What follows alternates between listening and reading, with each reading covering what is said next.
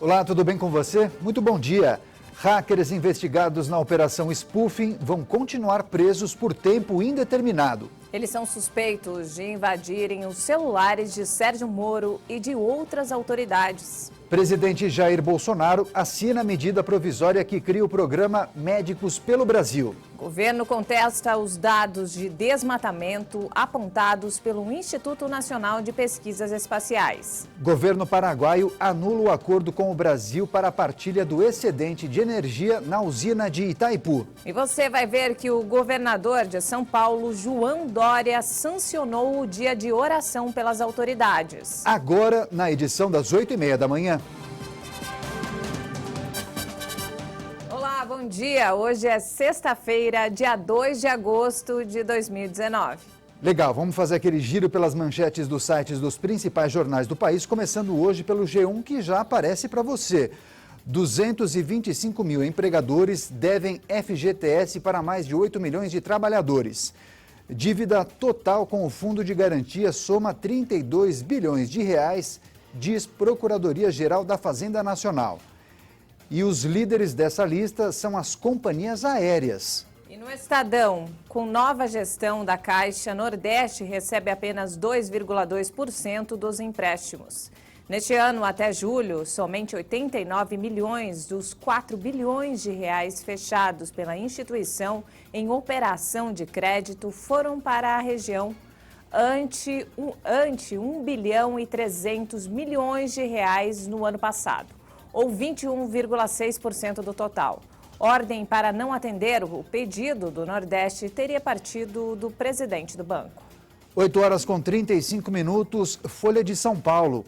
Após requisitar imagens, STF articula afastamento de Deltan Dallagnol da Lava Jato. Cópias de conversas são solicitadas por Fux e Moraes, que já havia suspendido investigações contra ministros do Supremo. E na revista Veja, Justiça prorroga a prisão de investigados no roubo de ouro em Guarulhos. De acordo com a polícia, ao menos 10 pessoas participaram do crime. Agora, Portal R7. Polícia Militar de São Paulo mata a cada 10 horas e atinge o maior número em 16 anos só em 2019. Entre janeiro e junho deste ano, os policiais militares em serviço mataram 358 pessoas em supostos casos de resistência. PMs em folga mataram 56 pessoas. E no G1, polícia do Rio de Janeiro encontra corpo de jovem que desapareceu em São Paulo no início do mês. Daniel Barzinski, de 29 anos, sumiu no dia 3 após sair de casa apenas com uma mochila e sem falar para onde ia. Correio Brasiliense. Exame de DNA confirma a troca de bebês em hospital de Goiás. As crianças nasceram no Hospital de Urgências de Trindade em 9 de julho. A destroca dos recém-nascidos aconteceu na tarde desta quinta-feira. Finalizando com mais um destaque do G1. Avião faz pouso de emergência em avenida movimentada nos Estados Unidos. Polícia que trafegava em avenida nos arredores de Seattle presenciou o pouso. Câmera registrou a cena. Acompanhe. Fim de férias. Os 15 dias de recesso do Congresso Nacional chegarão ao fim. Deputados e senadores já retornaram ao trabalho e tem pela frente várias pautas importantes. Mas os trabalhos só devem engrenar mesmo na semana que vem, quando é esperada a votação em segundo turno da reforma da Previdência. A volta do recesso no Legislativo estava marcada para esta quinta-feira, pelo menos em teoria. Poucos parlamentares passaram pelo Congresso. Na Câmara, até o final da tarde, dos 513 deputados, apenas 13 marcaram presença. Os trabalhos devem ganhar intensidade na semana que vem, quando é esperada a votação em segundo turno da reforma da Previdência aqui no plenário da Câmara dos Deputados. Para ser aprovada, a proposta precisa novamente do apoio de 3/5 dos deputados, ou seja, pelo menos 308 votos favoráveis. De lá, a proposta segue para o Senado Federal, onde passa pela Comissão de Constituição e Justiça e para mais 2 turnos de votação em plenário, com necessidade de ao menos 49 votos em cada. É lá que poderá ocorrer a reinclusão de estados e municípios, a partir de uma proposta de emenda à Constituição paralela. Outra reforma que está sendo vista como prioridade pelo Congresso é a tributária. A Câmara dos Deputados foi a primeira a começar a debater o tema com a aprovação da admissibilidade da PEC, de autoria do deputado Baleia Rossi, do MDB, na Comissão de Constituição e Justiça. A proposta prevê o fim de 3 tributos federais, IPI, PIS e COFINS. Todos eles incidem sobre o consumo. No lugar deles, será criado um imposto sobre operações com bens e serviços, o IBS, de competência de municípios, estados e União, além de um outro imposto sobre bens e serviços específicos de responsabilidade apenas federal. Quem também voltou do recesso foi o Supremo Tribunal Federal. O primeiro julgamento contou com a presença de quase todos os ministros.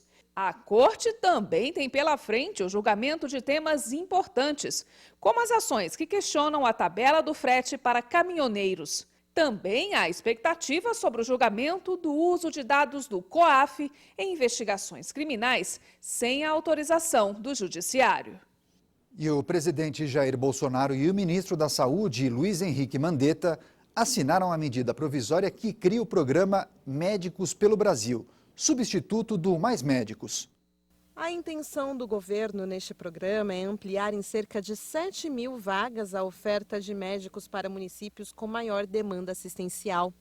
No total, vão ser 18 mil postos, sendo cerca de 12 mil em cidades com dificuldade para conseguir médico. De acordo com o Ministério da Saúde, o norte e o nordeste do país terão prioridade. Um conjunto de indicadores que mostra com precisão: aqui é necessário apoiar, aqui é necessária a presença do governo federal. Com esses critérios, inverte. Nós vamos a mais de 12 mil médicos nessas localidades, onde antes eram 5 mil. A medida provisória passa a valer assim que for publicada no Diário Oficial e tem validade de 120 dias. Neste prazo, precisa ser aprovada pelo Congresso para virar lei. Para ser contratado, o profissional precisará ter registro no Conselho Regional de Medicina e ser aprovado em um curso de formação supervisionado com duração de 2 anos. Durante este período, o profissional receberá uma bolsa-formação. Somente ao fim deste curso e depois de uma prova é que o médico será contratado pelo programa no regime de CLT. E o governo convocou uma entrevista coletiva para contestar os dados sobre desmatamentos apontados pelo INPE, o Instituto Nacional de Pesquisas Espaciais. A avaliação é que os dados não estão corretos e podem prejudicar a imagem do Brasil. Segundo dados do Sistema de Monitoramento Ambiental, o país registrou até o dia 26 de julho crescimento de 212% nas áreas desmatadas da Amazônia em relação ao mesmo período do ano anterior. A devastação corresponde a uma área maior do que a cidade de São Paulo. Para o governo federal, a realidade não é essa. E os 4 hackers investigados na operação Spoofing vão continuar presos por tempo indeterminado. Eles são suspeitos de invadirem os celulares de Sérgio Moro e também de outras autoridades. E as cópias das mensagens apreendidas com os suspeitos devem ser enviadas ao Supremo Tribunal Federal. O decreto de prisão preventiva dos investigados por hackear celulares foi assinado pelo juiz Ricardo Leite, da 10ª Vara Federal de Brasília. Com a decisão, os suspeitos Danilo Cristiano Marques, Gustavo Henrique Elias Santos, Suelen Precisa de Oliveira e Walter Delgatti Neto vão continuar presos para não atrapalhar as investigações. Na semana passada, os suspeitos foram detidos temporariamente por 10 dias por determinação do juiz Valisley Oliveira, na Operação Spoofing. E o ministro do Supremo Tribunal Federal, Alexandre de Moraes, deu 48 horas para o envio de cópia integral do inquérito e de todo o material apreendido com os hackers. O prazo foi dado depois que o ministro do STF, Luiz Fux, determinou a preservação de mensagens colhidas com os suspeitos presos pela Polícia Federal. E a mesma Polícia Federal encontrou maços de dinheiro dentro de uma mala na casa onde o doleiro Dario Messer foi preso. Conhecido como o doleiro dos doleiros, ele foi detido em um flat em São Paulo, no bairro dos Jardins, área nobre da capital paulista. Dario Messer dormiu na Superintendência da Polícia Federal, na zona portuária do Rio de Janeiro. Ele ficará preso no complexo penitenciário de Jericinó, em Bangu, zona oeste do Rio. E pesquisa revelou que muitos brasileiros estão aderindo à bicicleta para ir ao trabalho. Em todo o país, cerca de 400 mil pessoas adotaram o transporte, que serve também para se exercitar. 3 horas. Esse é o tempo que uma pessoa pode passar no trânsito de São Paulo. Por isso, a busca por soluções é constante. E uma das respostas tem sido uma velha conhecida de muitos brasileiros: a bicicleta. Ele acha que realmente é uma coisa legal, então ele se diverte fazendo isso. Então ele vem para o trabalho, no seu meio, no seu transporte, ele vem se divertindo, né? Ele vem já ouvindo música, ele vem descontraindo, então é muito mais do que ficar naquele estresse do trânsito, é a qualidade de vida. Hoje, ela é mais do que uma forma de lazer. Além de ajudar na saúde e no meio ambiente, a bicicleta tem sido uma alternativa de transporte para mais de 100 mil paulistanos todos os dias. Mas fazer das bicicletas um meio de transporte não é suficiente. Por isso, muitas empresas têm inovado e implantado bicicletários com vestiários. Assim, os funcionários podem chegar e se preparar para um novo dia de trabalho. Esta empresa, na zona sul da capital paulista, seguiu o exemplo. Agora, o funcionário que vem de bike para o serviço tem toda a estrutura para guardar a bicicleta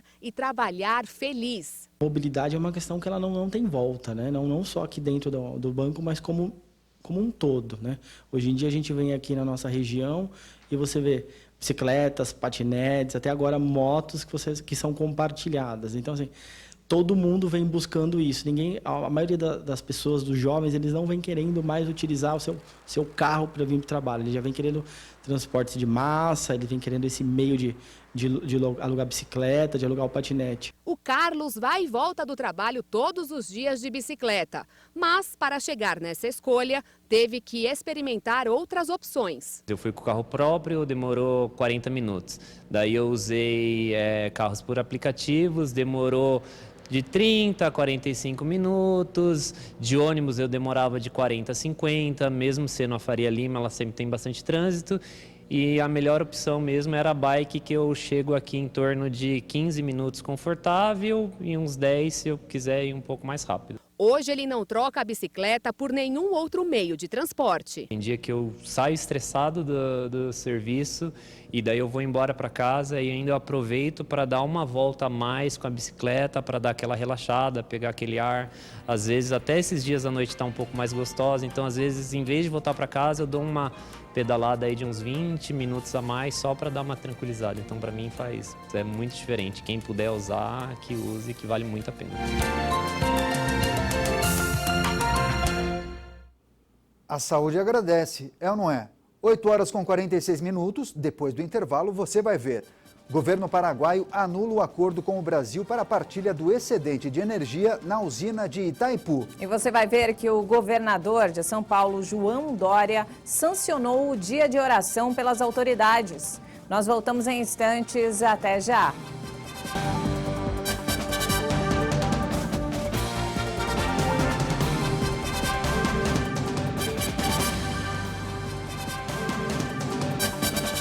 E nós estamos de volta, 8 horas e 50 minutos, e todos nós sabemos que a oração é muito especial. É um momento que nos aproximamos de Deus. É um dos momentos mais especiais na vida de um cristão. Tanto que o governador de São Paulo, João Dória, sancionou uma lei que trata desse assunto. É o dia de oração pelas autoridades da nação. O governador de São Paulo, João Dória, sancionou a lei que estabelece o dia de oração pelas autoridades. A data será celebrada toda terceira segunda-feira de cada mês. Quem conhece sabe que conversar com Deus é sempre uma boa opção. A oração ela é válida em todos os sentidos, principalmente quando você busca algo na sua vida. O que acontece? Às vezes o ser humano ele procura, mas ele procura com as forças dos próprios braços, mas ele, de repente ele esquece o principal, o Senhor Jesus. Para você alcançar, você tem que orar. A oração tem que ser uma coisa persistente. A oração ela faz todos os efeitos, né? Por exemplo, se você crê e for batizado, será salvo. Então, nessa oração, quando você está enfermo, você entra diante de Deus com aquela certeza que você vai ser curado, então a sua oração faz muita parte da sua vida diante de Deus. Falar com Deus direto, invocar, conectar, buscar, clamar, chamar. Ele está nos vendo a todo tempo, ouvindo o nosso pensamento e sendo poderoso, né? Onipotente. Deus sempre atende, né, as nossas súplicas, as nossas orações. Até mesmo se a gente estiver intercedendo por outra pessoa, com certeza chegará ao trono de Deus. O pastor Antônio Júnior destaca que a oração é uma ferramenta poderosa. A Bíblia diz que todas as autoridades, os governos, eles foram diretamente instituídos por Deus. Então, quando eu entendo que a nossa autoridade, o nosso governo, as autoridades que existem na nossa cidade, no nosso planeta, no nosso país, essas autoridades são instituídas por Deus, a gente passa a velar por essas autoridades, não de uma melação social, publicando algo, mas é orando por eles, pedindo a Deus para que os conceda a inteligência, a sabedoria que tem dado para poder aí, de uma certa maneira, governar a todos nós. E nós, graças a Deus, temos precisado disso e Deus tem nos ouvido por intermédio da oração. Está na Bíblia: Senhor, ouve a minha oração, chegue a ti o meu clamor, e tudo que pedires em oração, crendo, recebereis. Mas mais do que pedir, a oração é um momento de agradecer as bênçãos recebidas. Para nós, pedir em oração é algo muito pouco. Acredito que nós devemos agradecer, porque bem antes de nós pedirmos, Deus já sabe o que nós necessitamos. O governo de São Paulo também criou o Dia da Escola Bíblica. A data será celebrada no 3º domingo de setembro. Conhecer as Sagradas Escrituras também é fundamental na vida dos cristãos. O cristão que não tem o hábito de ler a Bíblia, ele nunca vai conhecer a Deus como se precisa. Logo, a sua relação com ele vai ser fraca e ele não vai se firmar na fé. Se você não lê a Bíblia, você não consegue entender Deus, o porquê de Deus, né, na nossa vida. A Bíblia é um manual, ela é uma bússola, né? Ela que endireita os nossos caminhos, ela que dá vida. Enfim, ela é a palavra de Deus. Para mim, ela é muito importante. Foi ela que mudou a minha vida. A Bíblia fala: conhecereis a verdade e a verdade vos libertará. Então a gente tem que conhecer a palavra para ter libertação, para ser liberto da tristeza, da depressão, da ansiedade, do sofrimento. Então é importante que as pessoas venham conhecer a palavra de Deus. Está escrito na Bíblia que a gente tem que meditar nela de noite. E todo jovem como eu, a gente tem que ler, sabe? Porque na Bíblia está escrito que a gente tem que se lembrar do nosso Criador na mocidade. E a gente tem que orar todos os dias, sabe? Porque hoje, o dia de hoje, a gente às vezes tem muitas frustrações na vida, como depressão ou como ansiedade. Na Bíblia ajuda a gente. Na Bíblia fala que a gente tem que lançar a ansiedade para Ele, para Jesus, porque Ele nos ajuda.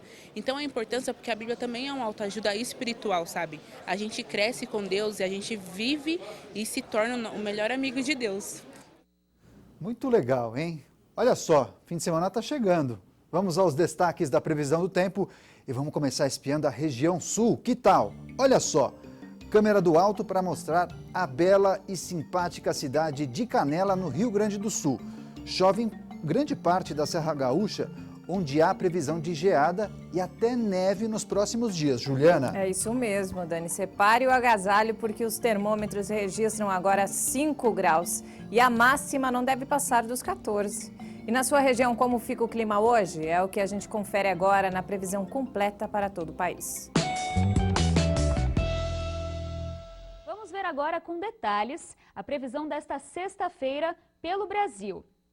Já começa a esfriar no sul e pode até nevar na Serra Gaúcha e na Serra e Planalto Catarinense à noite. Em toda a região são esperados ventos fortes, entre 60 e 80 km por hora.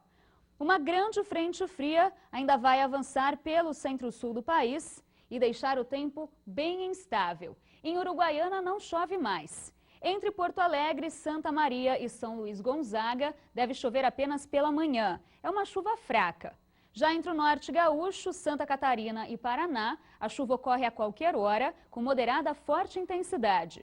A chuva também será frequente no sul de Mato Grosso do Sul, mas um pouco menos intensa. E em Campo Grande tem possibilidade de garoa. A nebulosidade aumenta entre Cuiabá e Porto Velho e a temperatura já começa a diminuir um pouco.